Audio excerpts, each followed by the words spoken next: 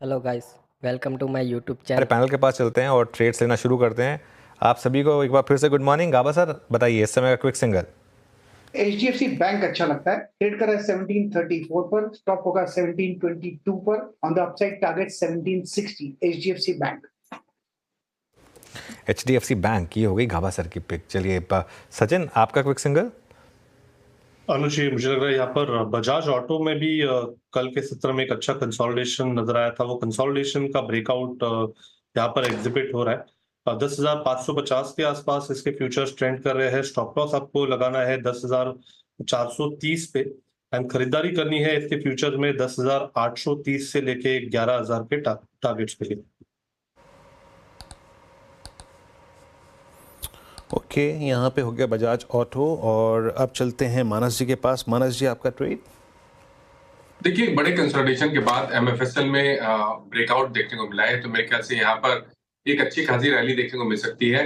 एमएफएसएल के फ्यूचर में खरीदारी करेंगे, 1199 के स्टॉप लॉस से खरीदारी करनी है और 1310 तक के टारगेट्स पॉसिबल है एमएफएसएल के फ्यूचर में।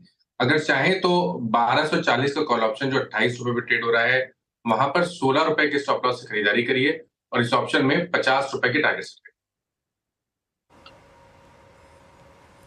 ओके, 50 रुपये का टारगेट यहाँ पर। राजेश सतपुते जी, आपका व्यू, आपका ट्रेड। वीरेंद्र जी, देखिए मैं सेल करूंगा एलआईसी हाउसिंग फाइनेंस। कल एक ब्रेकडाउन हुआ है फ्लैट फॉर्मेशन का। 595 चल रहा है फ्यूचर में, तो इसे बेचे विद स्टॉप लॉस ऑफ 606 के स्टॉप लॉस के साथ। मुझे लगता है इसका आज का टारगेट होगा करीबन 570 का। ओके, तो ये इस समय राजेश सतपथी जी की पिक, एक सेल कॉल LIC हाउसिंग पर। आशीष चतुर्वेदी, आपको कोई स्टॉक समझ आया ओपनिंग के बाद? तो अनुज, मुझे लगता है कंजम्पशन जो बास्केट है उसमें ट्रेंट और वरुण बेवरेजेस, ये दो ऐसे स्टॉक है जहां पर पे काफी अच्छी स्टेबिलिटी हमें देखने को मिल रही है। और वरुण बेवरेजेस खासतौर पे जो रिजल्ट आया उसके बाद एक बहुत ही अच्छा बेस बनाकर स्टॉक में रिकवरी आ रही। तो मुझे लगता है जल्दी स्टॉक अपने ऑल टाइम हाई को, जो कि करीब करीब 680 690 के आसपास बना है, उसको इवेंचुअली क्रॉस करने की तैयारी करेगा। एज अ डिस्क्लोजर, ट्रेंट और VBL दोनों ही स्टॉक हमारे एपेक्स पोर्टफोलियो के अंदर बने हुए। Okay, Varun beverages. आशीष बहेती जी, आपने क्या पिक किया? जी अनुज जी, एम्फेसिस में खरीदारी की सलाह रही। बहुत अच्छा मोमेंटम बना हुआ है और जिस हिसाब से आज मिड कैप आईटी में वापस मोमेंटम दिख रहा है, हमें लग रहा है एम्फेसिस एक अच्छा पिक रहेगा। स्टॉक ने 20 डेमो पे सपोर्ट लिया जब गिर भी रहा था, तो यहाँ पे 20 डेमो के करीब का एक स्टॉप लॉस लगाकर इसमें खरीदारी की सलाह है। 2980 का इसमें स्टॉप लॉस लगाना है। हमें लग रहा है जैसे आपका स्ट्रक्चर बना हुआ है, इसमें 3080, 3080 और 3110 तक के टारगेट्स देखने मिल सकते हैं। बिल्कुल, 2-3 दिन से करेक्ट भी हो रहा था एम्फेसिस के खुद के नंबर्स काफ़ी अच्छे थे। BFSI वाली कंपनी है ये, ध्यान रखिएगा। तो यहाँ पर एक इस समय ट्रेड। धर्मेश के पास चलते। धर्मेश जी, मिड कैप IT कोई पसंदीदा स्टॉक? आज तो कोफोज और परसिस्टेंट ने कमाल किया अब तक। आई मीन परसिस्टेंट के नंबर्स काफ़ी अच्छे आए थे, और बट खाली वैल्यूएशन का एक कंसर्न है। बट ओवरऑल हम लोग अभी IT सेगमेंट को ही टोटल अवॉइड कर रहे हैं। नंबर काफ़ी मिले जुले रहे हैं और एक लीप ऑफ फेथ वाली ट्रेड यहाँ पर चल रही है। बट वैल्यूएशन के लिहाज से मुझे लगता है कि ये ज़्यादा देर सस्टेनेबल नहीं रहेगा। एक क्वार्टर और देखते हैं, US इलेक्शंस के बाद फिर वो स्ट्रेटेजी के लिए इसमें पोजीशन लेना चाहिए नहीं लेना चाहिए, वो उसकी कॉल लेंगे। अभी तो it's avoid for us.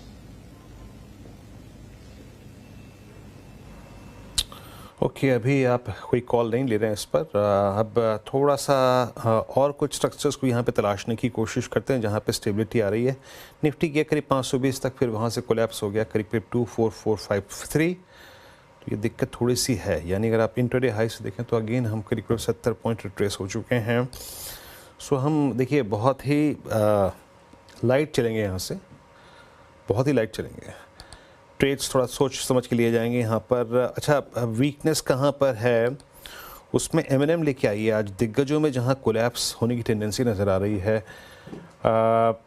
M&M ये चलते हैं। इस पे एक व्यू लेते हैं मानस से। मानस, M&M अगर मैं टाइम वाइज देखूँ और प्राइस प्लेसमेंट को देखूँ तो एग्जैक्टली ये वही पॉइंट है जहाँ से 13 सितंबर को, मतलब +100 डिमा की ट्रेजेक्ट्री से पुल बैक आया था। लेकिन उस वक्त के मार्केट के सर्कमस्टेंसेस डिफरेंट थे, सेटअप डिफरेंट था। एक बार फिर से ये स्टॉक अपने 100 डिमा को अप्रोच कर रहा है, और 100 डिमा की क्या रिलेवेंस है M&M के केस में, ये हमको मई 2023 के बाद मालूम चल गई है। आपका व्यू इस वक्त क्या है एमएनएम पर? तो देखिए 100 डे मूविंग एवरेज और 20 वीक मूविंग एवरेज एक ही जगह पर आते हैं, ऑलमोस्ट एक ही जगह पर आते हैं और हर बार करेक्शन पे स्टॉक वहां पर सपोर्ट लेता है। लेकिन अगर हम स्ट्रक्चर की बात करें तो वो अभी भी निगेटिव लगता है। मेरे ख्याल से कम 100 डे मूविंग एवरेज तो टेस्ट हो सकते हैं, जो कि 2785 के आसपास है। लेकिन अगर उसके नीचे एमएनएम गया तो गिरावट बढ़ सकती है, इसलिए अभी के लिए फिलहाल कॉशियस रहना है। इस गिरावट पे खरीदारी ना करें, और खरीदारी करनी है तो आपको अब वेट करना पड़ेगा 2902 के लेवल्स को ब्रीच करने का। 2902 के ऊपर निकले एमएनएम तभी खरीदारी करें, उससे पहले खरीदारी नहीं करें। ओके, मीनवाइल आप मार्केट देखिए, मिड कैप और स्मॉल कैप किस तरीके से गिरने शुरू हुए हैं वापस। ये तो खैर निफ्टी भी रेड में आ गया, लेकिन मिड कैप इंडेक्स 0.3% नीचे, स्मॉल कैप इंडेक्स भी अब रेड में आता हुआ आपको दिखाई देगा। और सिर्फ एक बैंक निफ्टी है जो, और निफ्टी आईटी जिसने थोड़ा सा मार्केट को बचा रखा है, लेकिन मिड कैप में एक फिर से दोबारा एक फॉल की शुरुआत हुई। और एडवांस डिक्लाइन देखते हैं एक बार, ऑलरेडी डिक्लाइंस के फेवर में एडवांस डिक्लाइन वो लाइन क्रिस क्रॉस हो चुकी है। तो उस हिसाब से तो थोड़ा सा मार्केट में संभल कर ही चलें, क्योंकि थोड़ा सा अभी भी पैटर्न जो है वो शायद सेल ऑन रैली का ही है। अब ये रैली फेल हो रही है या नहीं, ये कुछ देर में पता चलेगा। लेकिन अभी के लिए तो हायर लेवल से एटलीस्ट मिड कैप्स ने गिरना शुरू किया है। निफ्टी हालांकि फिर एक बार ग्रीन में आया, लेकिन क्लियरली जहाँ अर्निंग्स अच्छी आ रही है मार्केट वहाँ रिवॉर्ड भी कर रहा है। तो चाहे कुफोज हो, चाहे परसिस्टेंट हो, चाहे मैक्स फाइनेंशियल हो, यहाँ पर अच्छे आपको मूव्स दिखाई देंगे। HDFC बैंक एक बार रिविजिट करते हैं। गाबा सर, क्लियरली अब अगर मार्केट को संभाल रहा है तो HDFC बैंक।